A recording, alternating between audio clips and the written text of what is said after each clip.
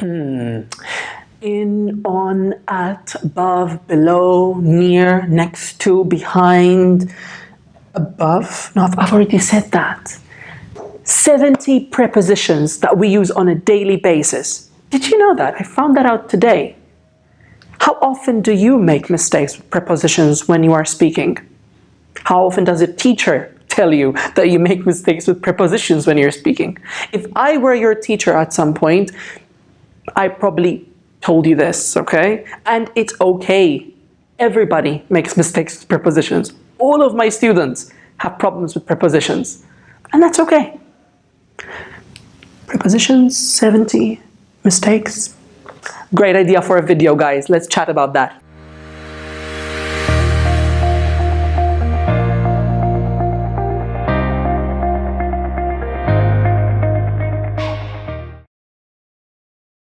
Okay, so you're describing a place and you're not sure whether to use at or in. Has this ever happened to you? If it has, no problem. It's a very common mistake. There aren't any strict rules. However, as a general idea, remember that at is used for a point, whereas in is used for inside.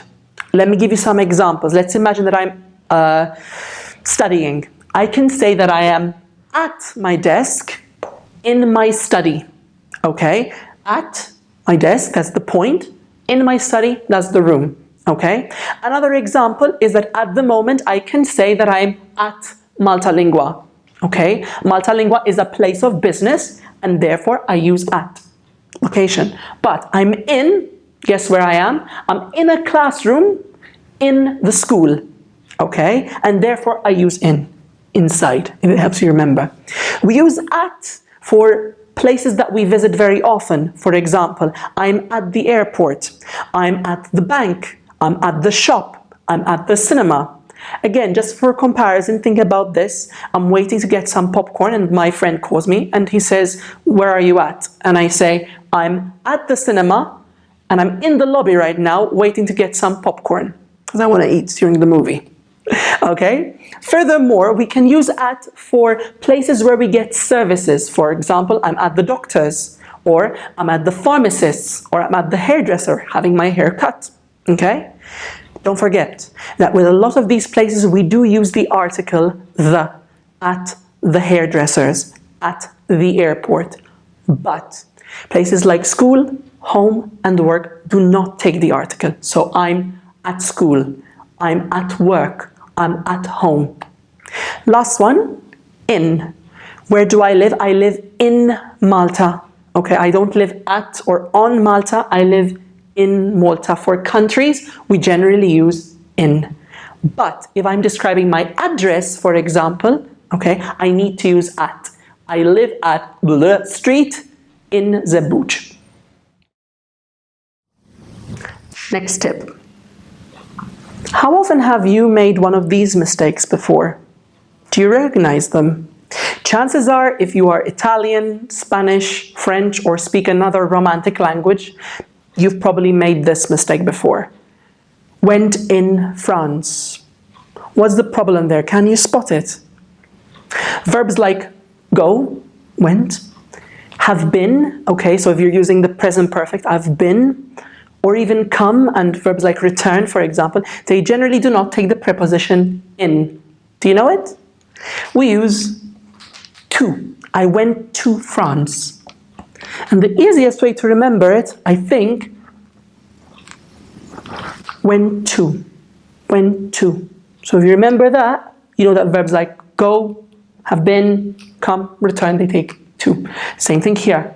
I've been not in Italy, but I've been to Italy. All right? So we use this quite often to talk about places that we go to, okay? I go to work, I go to the office, I go to the cinema, I go to the gym, I go to the hospital, I'm going to the shops, okay? I'm going to France next week, all right? I'm going to the beach, okay? Keep in mind, they don't all take the article the. For example, at night, I do not go to the bed, but I go to bed. But And there's always a but in English because we're full of irregularities. Have a look at this one. My father came to home. Not all places take to. You would simply say, my father came home early, for example. Other places where you wouldn't use to are inside, for example. You don't go to inside, you go inside. Another one is upstairs or downstairs. You don't go to upstairs, but you go upstairs. So how many times were you having an argument with someone, or you were discussing something, and you said something like, it depends of if I'm tired, or if it depends of? No, in English, what do we usually say? We say it depends on. It depends on. For example, it depends on whether I'm tired or whether I have a lot of energy. Or it depends on whether we go out or not. Okay, don't forget, depends on. Other verbs that commonly take the preposition on are focus, for example. Tonight, I want to focus on the vocabulary. Or rely, to rely on. If I forget something, I can always rely on my colleagues. Work is a common one that takes on there. Tonight, I'm going to work on a project. Okay? And based, it's a nice little verb that you can use for books and films. This film is based on the book. This next one is good if you're making comparisons. For example, if you want to say that two things are the same or different or similar. Can you guess what the prepositions are? Let's talk about these two. And I'm going to use my two blue pens over here. This one is the same as. The same as this one. Okay? What about different from if I have these two, for example? Okay, this one is different from. Very good. Okay? And what if I talk about these two? They're both highlighters. I can say that this one is similar to. Very good. Similar to. So remember, the same as. Common mistake here is the same like, the same as, different from, similar to. Okay, so I'm really good in cooking, I'm really good in English. No, not good in, but good at. You are good at something. That something is usually a word with an ing. I'm good at cooking, or I'm good at something with a noun. I'm good at English, okay, or I'm good at football. The great thing about knowing this one, so an adjective and at, is because just like good, okay, we can use it with other adjectives. So if you know one, you know many others. I'm great at. I'm bad at. I'm useless at. I'm hopeless at. For example, I'm hopeless at football, okay? But I'm great at making Thai food, for example. What are you good at? This next one is great if you are describing a horror movie, for example, okay? That you are not afraid from something, but you are afraid of something.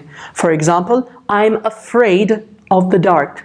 Similar to the previous tip, similar to afraid, we can say I'm scared of. I'm afraid of, or I'm scared of. But if you really want to impress someone with your English, instead of the normal common adjective, afraid or scared, you can say that you are terrified of something, okay? I'm terrified of villains in movies, okay? If you want to make it even better, add an adverb. I'm really scared, I'm absolutely terrified of that. Okay, here's probably one of my favorite ones because students of mine make mistakes with this all the time, and it's actually a pretty important one in English. Let's say that you're trying to use the present perfect. Good for you if you are, by the way. And you want to describe an action or a state that started in the past and continues until now. Chances are you're going to try and use one of these phrases over here. For example, I've been a teacher 2015. Now, the common problem is that we sometimes forget if we have to use for or since. Can you try and guess which of these phrases take for, which of these phrases take since? Pause the video and try and guess. How many did you guess? I've written the answers over here. I can say, for example, I've been a teacher at Maltalingua since 2015. But in a similar way, I can say that I've been a teacher at Maltalingua for 3 years. Okay, because this is 2018. Okay, since 2015, since last month, since the beginning of the year. And for 10 years, for ages, which means for a very long time, and for a while, some time. Now, how do you remember which phrases to use with for, which phrases to use with since? Luckily, there is a simple way to remember. Since is when something started. So since is used with phrases that show a point in time. 2015 is a point in time, and that is when the action started. I started teaching 2015. I am still a teacher now, so I've been a teacher since 2015. For, on the other hand, for, imagine that O, that really long O, it doesn't show you a point, but it shows you a duration of time. For 10 years, for ages, for a while. So, here's another really useful one for those of you studying business English or just people who want to talk about their job. Work. The dreaded verb to work and all of its prepositions. Oh my goodness. Don't worry, really, really easy. I'm going to give you some examples using myself as an example, okay? I'm a teacher, you know that. So, I work in a school. If you remember, we talked about this at the beginning of the video. Okay, and you use in for a building. I work in a school. You should remember what I said about at. I work at Maltalingua, okay, the organization. And similarly, because I work for a company, I've just said it, I work for Maltalingua. So in my case, because I work for a company that has a specific name, I work at Maltalingua or I work for Maltalingua. But if you work for a person or an organization, then you do not use at, but you use for. For example, a prime minister works for the government, or you work for an organization, okay? What about the last two? I work as, and then you add your job title. So I work as a teacher, okay? And who do I work with? I work with my colleagues. I work with other teachers and with students like you. On to the next one. So, there you are talking about your day, talking about the different times of the day, and you always make the same mistake with the preposition. Again, very normal mistake, very common. Okay, 9 a.m. That is in the morning. Very good, in the morning. Everybody knows that. What about this one? 2 p.m. 2 p.m. is in the afternoon. Good. Similarly, 7:30 is in the evening. Good, but hold up. 10:30 p.m. night. In the night. At night. At night. Also notice how in the morning, in the afternoon, in the evening, at night. No article. So here's another really common mistake that all of my students make when they are talking about getting around, how they get around their town or their city. I come to work by bus. So you come or you go by bus. Similarly, we use by for other types of transport. For example, my father goes to work by car. He goes by car. Some people who want to work in a different city that they do not live in, they go by train or they take a train. Some people go by taxi. Some people go by bike or they cycle.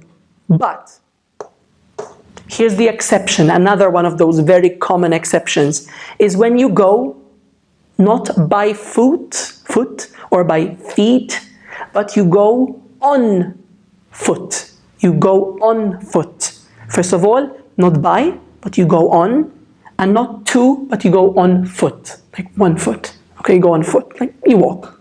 All right? Wait, don't go. I know I told you 10, but here's an extra one. This is a bonus one. Also with by and on. This one is perfect for me to describe myself at the moment. Abby's not here today.